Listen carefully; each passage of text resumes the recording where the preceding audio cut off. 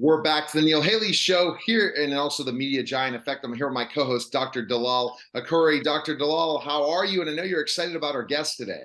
Wow, that is exciting. I'm so excited to be here with both of you today. I'd love to be introducing you, Michael Learned. I am excited to introduce our guest, Michael Learned, today. You are incredible. You're a four-time Emmy winner, and for the best hit TV show, The Waltons, and you're currently now the grandmother of the Dahmer-Monster. Yeah, I know. I mean, it's incredible, and I am so happy that you're here with us today. I really am. And we're also celebrating those 50th anniversary today. I mean, is it today or when is it exactly for the Waltons? Well, we're getting together on Wednesday. The Waltons kids and kids. They're adults now with their own kids, but Wow. Yeah, we're all getting together on the 17th. Can you really believe that? At the Hollywood Museum, yeah. Is it? Can you imagine that? Yeah, no, yes, I can, because we've been very close all these years, so we are like a second family for each other. Great. Mm-hmm. Well, I wanted to ask you, how did you really feel about that audition of being the Dahmer grandmother? How did it feel? What made you decide that this is a role you would love to play? Because it must have been hard. Well, it's a job. Yeah. I'm an actor, and if a job comes along, man, we take it. I'm so sorry. I don't know what's going on here. No worries. No, sorry about that. You really look beautiful. Absolutely. So what I was going to ask you also is, when you took the gig, it just had to have been something where, okay, this is a role, but ultimately to think of Jeffrey Dahmer and to play, when we didn't know that backstory of the grandmother at all, that's a pretty challenging role, especially with, the thought process and all that. Wouldn't you agree? Well, I tried to do research on her, but there was nothing really. There were some pictures, home movies of her, so I got a sense of how she held herself and everything. But and she loved cats. She seemed to always have a cat, and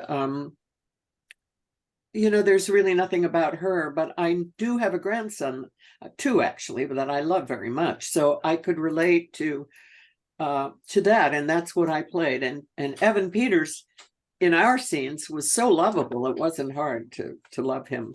And she was in total denial about what he was doing. I mean, if I was smelling an odor of a decaying body coming up from my basement, I would go downstairs and check it out. Michael.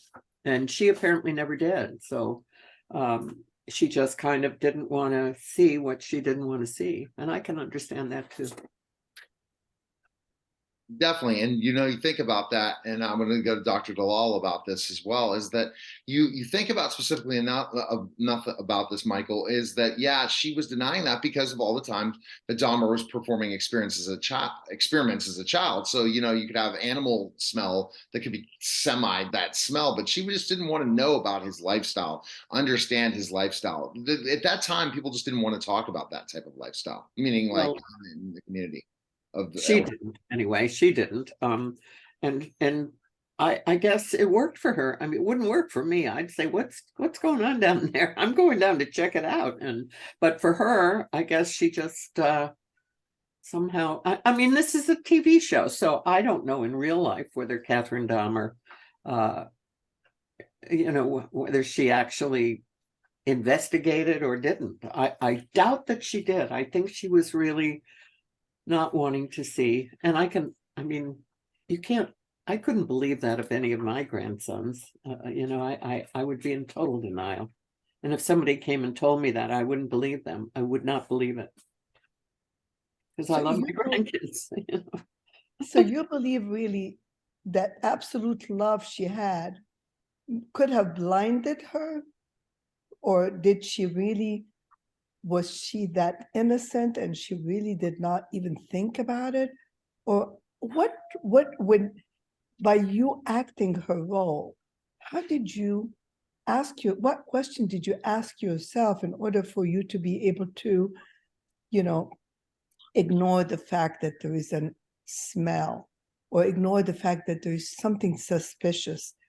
Is it infinite love? Is it blinding yourself? Or what would you think? I mean, it's hard to really think what other people feel and think, but in your heart, what do you think could have happened there? I remember my young son, Lucas, when he was about maybe 5 or 6, and he came to me and he said, Mom, if I killed somebody, would you turn me in? Oh man. When a kid asks you that question, you go, oh God, please put the right words in my mouth. And I said, I had to think about it. And I said, Lucas, I would turn you in, but I'd come and visit you every day. Wow, that's power. I mean, That that's was a good answer, don't you think? It was God driven, but you know, I'd come in, I'd still love you, but I wouldn't let you go on doing what you were doing. So that kind of denial that Catherine Dahmer was in, I guess worked for her, but it wouldn't have for me. It definitely wouldn't work in that thought process. What has been the feedback, especially the audience that loves you and the Waltons playing this role? Was it a surprise to people? Because, you know, people, how many generations of Walton fans are out there, and then they're saying, there is, what's going on here? You know what I mean? You know, our scenes together are really very sweet. They are truly, they are. We're not, there's nothing nasty about her relationship with her grandson. She's just in complete denial. She just doesn't want to. I mean, he's dragging up a garbage bag full of body parts, and she somehow goes, "What's that smell?" And she doesn't want to know. And if it worked for her, good, but it just wouldn't work for me. I mean, she must have somewhere had a sense that maybe she could bad was going on. lose a little bit of her understanding and things. We just don't know that backstory, and that's what's amazing about this show, is that there was another movie on Dahmer's life that was a movie that was pretty well portrayed in certain parts, but really you got the full picture from this series, and in so many ways. That's what I was blown away by. I haven't finished it. I was watching it on vacation and didn't get to it. I have to finish up because it changes the trajectory of it and the storylines, because it's going through 3 different storylines throughout, and that's makes it interesting, right? In a lot of ways, it reminds me of something that's not as morbid with Young Rock that Dwayne the Rock Johnson's producing with on NBC, where they show his life in 3 different phases. That's almost what they did with Jeffrey, and that kind of gave you a perspective of why he became who he was, right? That is correct. It's a very painful. Sorry, I'm choking on something. Okay. I think take your time. We're good. We just want to make sure you have some water. And I watched some of the interviews with Jeffrey because I couldn't see get anything on her. And he was very persuasive, and it was so interesting because he's so articulate and so good looking in a horrible kind of a way. Thank you so much. And it was almost like he was trying to figure it out himself. He was trying to analyze, well, there must be something wrong with my brain or something. It was chilling. It was chilling that he was so removed and so detached from these horrendous, horrifying acts that he did. And in a former life, I took in a couple of boys that were vulnerable kids. And, you know, they're just prey. They're looking for love. They just want somebody to understand them, somebody to be there for them. And then this good looking, charming guy comes along, and these kids are just, anyway, it's tragic. It's really tragic. It is really tragic. And I hope we don't see any of that anymore. But we can figure out a way to catch serial killers a lot earlier based on all the technology we have now compared to then, Michael. And also the thought process, when you agree, Dr. Dalal, that it's much easier to catch people with medical types of things compared to back in the 80s, right? To figure out. Oh, yeah. Yes. How can you stop something before it's happened, though? I mean, how can you catch a serial killer before he's killed? You could, you catch him after once. or twice, and I don't think Yeah. you can get Yeah. away with it as further. Yeah, as fast. I Yeah. think after the second one, and it's as sad as it may be, unless you have some signs that would really help you to determine there's an issue or not. It's very, very hard before the second, unfortunately, and as sad as it may be. But we also have to watch what people are watching right now. I mean, there's so much craze about everything the kids are watching, especially with all those computer games that they play, and it doesn't really feel real. So we're killing our emotions, we're killing our morals. There's so much confusion because children are not raised by family anymore. Especially nowadays, I'm not talking about even back then, but I'm talking about nowadays. There is some concerns that I personally have, being a pediatrician myself and training as a pediatric oncologist, and seeing how much the change that we're exposed to, the family dynamic is changing. The technology is changing so fast. Kids are very fast. Attention deficit is becoming easier to get just because everything is moving. So it really, that was a very important story that you really accepted to act, because you're helping a lot of people to become more aware that can happen, and it can happen a lot easier than most people even know. So as hard as it was for you to take that role, I think it really exposed a lot of people. Well, I think we have to, as a group of people, we have to be aware of what's going on around us. And when we see a child being abused, you have to speak up. I always do, and it doesn't make me popular, but if I see somebody abusing a child, they're going to hear from me.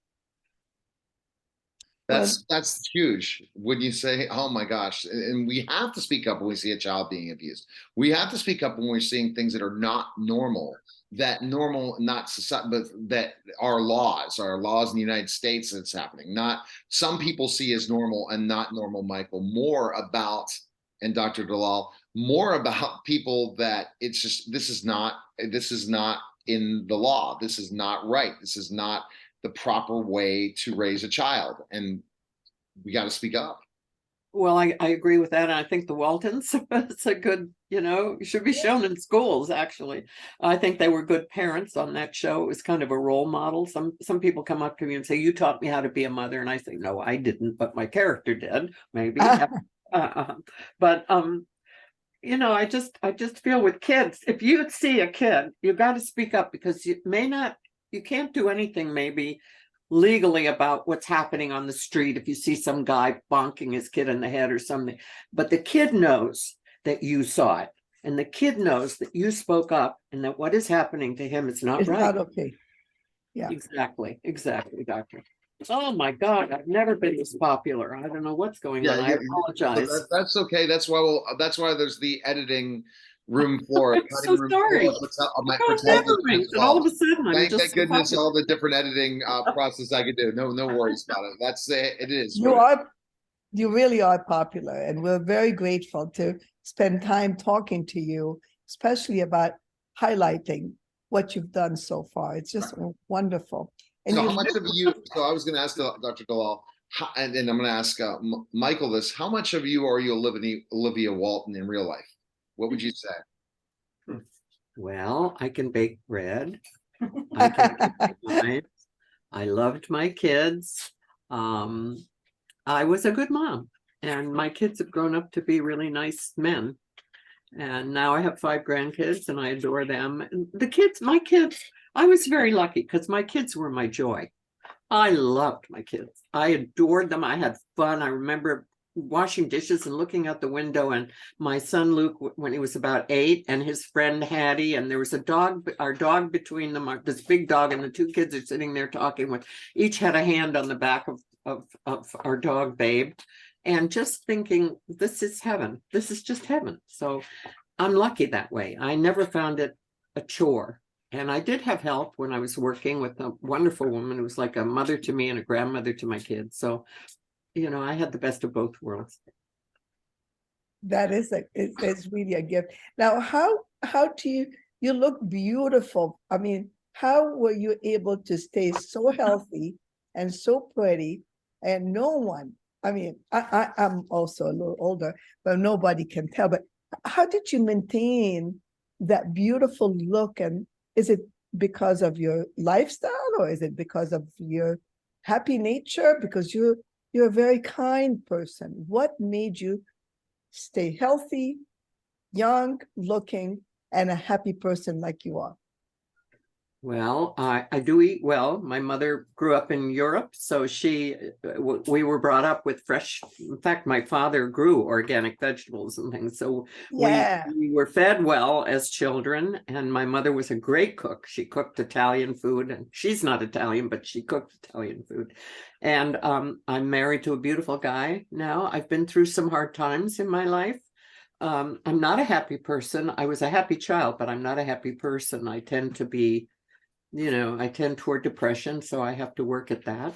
But I think anybody who's sensitive to anything other than having a good time and being out of it, I think you do have your moments of grief and sad. I just lost my dog, and I'm just walking around moping and crying. I feel like I've lost my best friend, although my best friend is sitting behind me right here. I don't know if you can see my husband. That's John. Of course, he's Introducing very handsome. Yes, he is, and a very, very wonderful, wonderful man. Do you know, what do you do about that depression?